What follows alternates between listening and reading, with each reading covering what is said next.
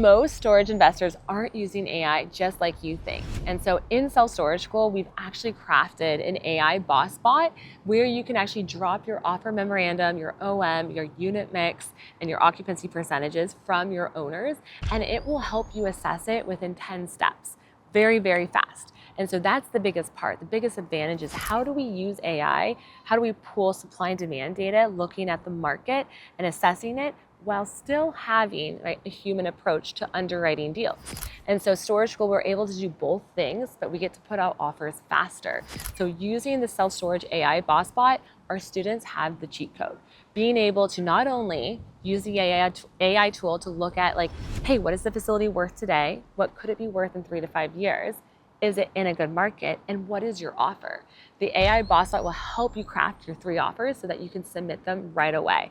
And then on the flip side to that, our underwriting tool set, you get to double check yourself, because that's important, is to have a human approach while you submit your offers so that you can decrease risk. So if you are interested in wanting to join in and buy your first facility, make sure to say Storage School below, comment Storage School below. We'll send over the link. We'll apply, and we'll see if it's a good fit. How we're using AI in Self-Storage School to actually structure offers better. And so most people think they're like, AI, all these things are taking away jobs, all this stuff, hands down. But we actually are using AI differently than most people. And so being able to use AI, we actually have a storage boss bot. And so being able to actually put offers on deals faster and understand what are the value add strategies and then what are the risks.